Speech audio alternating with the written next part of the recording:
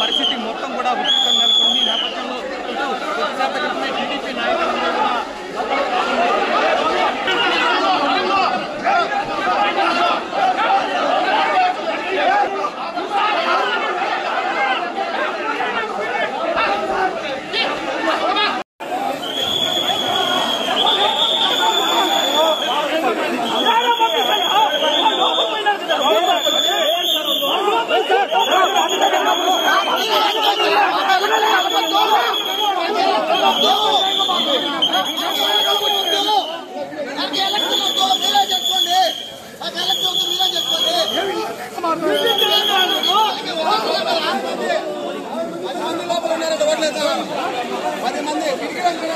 ఏం సార్ మీరు పోయి లోపలికి పంపిస్తారా?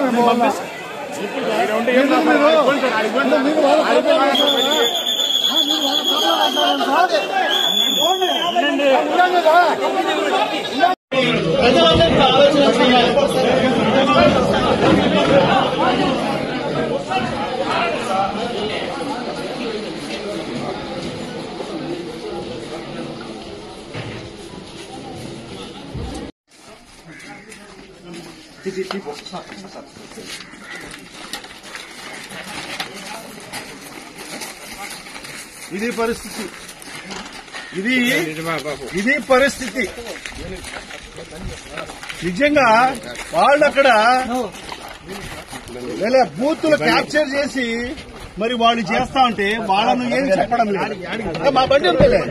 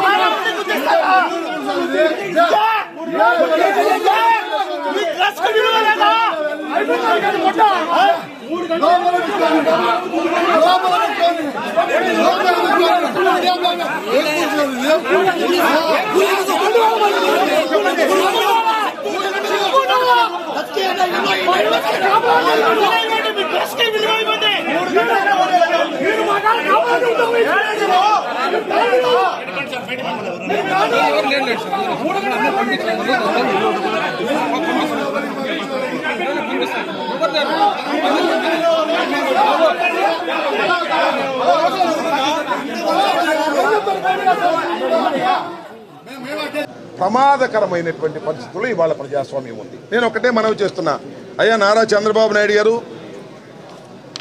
బహుశా చరిత్రలో ఇంత దారుణమైనటువంటి ఎన్నిక ఇప్పుడు జరగలేదు. ఒకసారి మీరు చేశారు 2017లో నంద్యాల ఎన్నికల్లో కూడా ఇలాగే చేశారు. డబ్బులు పంచారు, ఎవరిని ఓటింగ్కి వెళ్ళకోకుండా చేశారు, గెలిచారు. తర్వాత ఏమైంది? తర్వాత నంద్యాల మేము గెలవలా, మళ్ళీ నంద్యాల మేము గెలిచాం కదా. ఇవాళ కూడా అదే పరిస్థితి. చంద్రబాబు నాయుడు గారు సుమారుగా 100 సంవత్సరాలు వెనక్కి తీసుకువెళ్ళేటటువంటి కార్యక్రమం చేస్తున్నాడు. ఏమిటి ఆయనకి? పులివెందలు గెలిచాం అని చెప్పుకోవాలని, అంతే కదా. ఇలా చేసి నువ్వు గెలిస్తే మాత్రం ఏం ప్రయోగం చెప్పు? ఇంత దారుణంగా, ఇంత డెలిబరేట్గా ప్రజాస్వామ్యాన్ని కూనీ చేసే విధంగా, మా ఏజెంట్లు లేకోకుండా, మా ఓటర్లు లేకోకుండా పక్కన ఉన్నటువంటి గ్రామాల నుంచి, పక్కన ఉన్నటువంటి నియోజకవర్గాల నుంచి ఓటర్లను తీసుకొచ్చి ఆ ఓటర్ల చేత ఓట్లు వేయించుకునేటటువంటి కార్యక్రమం చేసి ఇవాళ మీరు గెలవాలనేటువంటి ప్రయత్నం చేస్తున్నారు. సరే, గెలిచినా ఓడినా ఇది ఎన్నిక ఎంత దారుణంగా జరిగిందో ప్రజలందరికీ అర్థమవుతా ఉంది. చాలా దుర్మార్గంగా కొన్ని చోట్ల అయితే లేడీస్ వెళ్ళి ధర్నా చేస్తున్నారు. అయ్యా, మా ఓట్లు మమ్మల్ని వేసుకొనివ్వండి, మేము ఎప్పుడు ఇలా మా ఓట్లు మేము వేసుకునేవాళ్ళం, ఇవాళ మా ఓట్లు వేసుకునేటువంటి పరిస్థితి మీరు తీసుకురావడం లేదు అనేటువంటి పరిస్థితికి ఇవాళ దిగజారిపోయారు. కానంపల్లి అనే చోట ఓ సర్పంచ్ గారు ఉన్నారు. ఆయన మా పార్టీ ఆయన కూడా పులివెందుల సెగ్మెంట్కి సంబంధించిన ఆయనే. మరి పులివెందులకు సంబంధించినటువంటి ఆ సెగ్మెంట్లో ఆయన బయట రానివ్వమన్నారు. తుపాకీ పెట్టి బెదిరించారు. సర్పంచ్ గారు, రామాంజలి గారు మీరు ఓటింగ్కి వెళ్ళడానికి వీల్లేదు అంటే ఆయన వెళితే ఆయనతో పాటు ఆ గ్రామంలో వాళ్ళందరూ వెళ్తారు కాబట్టి ఆ గ్రామంలో వాళ్ళందరినీ నివారించడం కోసం వారిని ఆపేటటువంటి ప్రయత్నం చేస్తున్నారు. ఇంకొక గొప్ప విషయం ఏంటంటే జమ్మలమడుగు మార్కెట్ యార్డ్ చైర్మన్ గారు నాగేశ్వర రెడ్డి గారు, ఈయన జమ్మలమడుగు, ఈయన మాత్రం పులివెందులో తిరుగుతున్నాడండి. బూతుకి తిరుగుతున్నాడు. పోలీసులు ఎలా చేశారు? ఎలక్షన్ కమిషన్ ఎలా చేశారు? జమ్మలమడుగు ఇదిగో ఈయన జమ్మలమడుగు వైస్ చైర్మన్ అంటే ఎంతవరకు నిజమో మరి దీనిలో ఎవరు చెప్పారు? వేటు ఎస్ఎంఎస్ లో వచ్చింది, మరి ఎంతవరకు నిజమో నాకు తెలియదు. జమ్మలమడుగు వైస్ చైర్మన్ అంట. ఇక్కడికి వచ్చి ఓటేస్తున్నాడు, లైన్లో నుంచున్నాడు. మరి ఓటు ఏనిచ్చారో ఏమీ లేదో అదే ఏనిచ్చి ఉంటారు. ఇదంతా ఏనిచ్చారంటే ఇది వేటు న్యూస్లో వచ్చినటువంటి మీడియాలో వచ్చినటువంటి అంశం. ఇది నాకైతే దీని ద్వారా మాత్రమే తెలిసింది.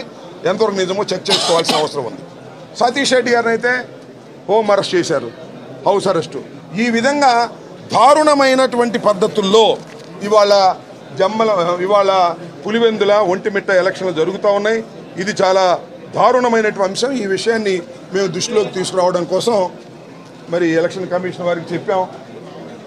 చెవిటి వారి ముందు శంఖం ఊదినట్టుగా ఊతానే ఉన్నాం. గత 5వ తారీఖు నుంచి ఎలక్షన్ కమిషన్ అనే ఒక చెవిటి వారి దగ్గర శంఖం ఊతానే ఉన్నాం. వాళ్ళకి వినపడుతుందో లేదో తెలియదు, వాళ్ళు సమాధానం ఏం చెప్తారో తెలియదు. అక్కడ మాత్రం జరుగుతూ ఉంది. దోపిడీ దొంగల ముఠాలాగా జరుగుతూ ఉంది. నాకు తెలియగలుగుతానండి, ఎలక్షన్ కమిషను, పోలీసు, తెలుగుదేశం ఏకమైపోతే ఇంక ఎలక్షన్ ఏముంటుంది? ఎలక్షన్ చేయాల్సింది ఎవరు? Election commission. రక్షణ ఇవ్వాల్సింది ఎవరు? పోలీసులు. ఎలక్షన్ కమిషను, పోలీసులు, తెలుగుదేశం గుండాలు, చంద్రబాబు నాయుడు, లోకేష్ ఏకమైపోతే ఇంక ఎలక్షన్ ఏముంటుంది? అక్కడ గుద్దుకోవడమేగా. అదే జరుగుతుంది అక్కడ. ఇంకా నయం ఇది బ్యాలెట్ వల్ల ఇదంతా జరుగుతుంది. కానీ మామూలుగా ఈవీఎం మిషన్లు అయితే అందరూ అలౌ చేసేవాళ్ళు, వాళ్ళు ప్రాపర్ మిషన్లు పెట్టుకునేవాళ్ళు. ఇంత దారుణమైన ఎలక్షన్ జరిగి ఏమి సాధిస్తావయ్యా చంద్రబాబు నాయుడు అని అడుగుతా ఉన్నా. ఏమి సాధించగలుగుతావా అని అడుగుతా ఉన్నా. దారుణమైన ఎన్నిక చేసి నంద్యాలలో ఏమి సాధించావు? ఇవాళ పులివెందుల్లో జగన్మోహన్ రెడ్డి గారి నియోజకవర్గంలోనే పులివెందుల జడ్పీటీసీని ఓడించానని నువ్వు అనుకోవడం కోసం ఇంత కష్టపడుతున్నావు, ఇన్ని డబ్బులు ఖర్చు పెడుతున్నావు, ఇంత దుర్వినియోగం చేస్తున్నావు. ఏమవుద్ది కసిపెరగదమాలో? అంటే వైసీపీని అణగదొక్కడం కోసం నువ్వు చేస్తున్నటువంటి ఈ ప్రయత్నాలను అర్థం చేసుకునేటటువంటి పరిస్థితుల్లో ప్రజలు లేరా అని అడుగుతా ఉన్నా. ఒక దుర్మార్గమైనటువంటి ఎన్నిక వాళ్ళను మీరు ఒంటిమిట్టలోను అదేవిధంగా నువ్వు పులివెందుల్లోనూ చేసేటటువంటి కార్యక్రమం చేస్తున్నారు. దీనికి మీరు మూల్యం చెల్లించక తప్పదని కూడా ఈ సందర్భంగా నేను చెప్పదలుచుకున్నాను. అడిగాం, మళ్ళీ మాకున్న ఆప్షన్స్ ఏమున్నాయి? న్యాయస్థానానికి వెళ్ళాం. న్యాయస్థానం వారు కూడా చాలా ఖచ్చితంగా చెప్పారు, ఎన్నిక నిష్పక్షపాతంగా జరపాలి అని చెప్పారు. వీళ్ళు కూడా నిష్పక్షపాతంగా జరుపుతున్నామని చెప్తున్నారు. మీరు చూస్తే వార్తలు చూడండి, గ్రౌండ్లో చూడండి, ఎక్కడ చూసినా అన్యాయం, అక్రమం. ఎవరు ఓట్లు రేపు మీరు చూడండి, ఎంతమంది మా ఓటు మేము వేసుకోలేదు బాబు, మా ఓటు జమ్మలమడుగులో చేశారు, మా వాళ్ళు పక్కన ఉన్న కాన్స్టిట్యున్సీ నుంచి వచ్చేసారు అని చెప్పేటటువంటి పరిస్థితి వాళ్ళు వస్తుంది. కేవలం 10,601 ఓట్లను మీరు ఈ విధంగా చేసి ఏదో ఒక విధంగా గెలవాలనేటువంటి తాపత్రయంతో మీరు ప్రయత్నం చేయటం అనేది ప్రజాస్వామ్యం కూని అయ్యేటటువంటి పరిస్థితుల్లో ఇవాళ ఉంది. అంతేకాదు, హేమంత్ రెడ్డి గారు ఉన్నాడు కదా, మా జడ్పీటీసీ మెంబర్ కంటెస్ట్ చేస్తున్న ఆయన మెంబర్ సడన్గా పొద్దున్నే గన్మ్యాన్ మార్చేశారు, కొత్త గన్మ్యాన్ వేశారు. అంటే హేమంత్ రెడ్డి ఎక్కడ ఉండే సమాచారం ఇవ్వటం కోసం, హేమంత్ రెడ్డి కంట్రోల్ చేయటం కోసం ఉన్న గన్మ్యాన్ ఎందుకు మార్చారండి? కారణం ఏంటి? ఆయన మీ వాడేగా, ఆ గన్మ్యాన్ కూడా ప్రభుత్వం నుంచి వచ్చిన వాడే కదా, ఆయన ఎందుకు మార్చవలసి వచ్చింది అని అడుగుతా ఉన్నాను ఈ సందర్భంగా. ఇదన్నీ కూడా చాలా క్లియర్గా ప్రజాస్వామ్యం కూని అయిపోయింది అనేటువంటి విషయం చాలా స్పష్టంగా అర్థమవుతా ఉంది. చంద్రబాబు నాయుడు గారికి నేను చెప్పదలుచుకున్నాను, చెప్పడం కాదు, చంద్రబాబు నాయుడు గారికి హెచ్చరించదలుచుకున్నాను. అయ్యా, ప్రజాస్వామ్యంలో ఆఫ్టర్ ఆల్ ఒక జెడ్పీటీసీ ఎన్నిక కోసం ఇంతగా దిగజారిపోయావు, ఇంతగా యంత్రాంగాన్ని నువ్వు సొంతంగా ఉపయోగించుకునే కార్యక్రమం చేస్తున్నావు, ఇంతగా రెచ్చగొడుతున్నావు, ఇంతగా హింస చేస్తున్నావు.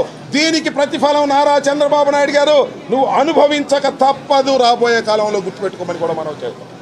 ఏం జరిగింది నాకు అర్థం కాదు. ఈ ఎంపీటీసీ విషయంలో ఇంతగా అంతా రాష్ట్రంలో మొత్తం టోటల్గా ఎస్టాబ్లిష్ అయిపోయింది. ఈ జెడ్పీటీసీ ఎన్నికల్లో చంద్రబాబు నాయుడు గారు అన్యాయంగా అక్రమంగా అధికారాన్ని దుర్వినియోగం చేసి గెలుపు కోసం తాపత్రయపడుతున్నటువంటి ఒక నీచమైన స్వభావం కలిగినటువంటి వ్యక్తి ఈ రాష్ట్ర ముఖ్యమంత్రి అని చాలా స్పష్టంగా ఎస్టాబ్లిష్ అయిపోయినటువంటి సందర్భం అని కూడా ఈ సందర్భంగా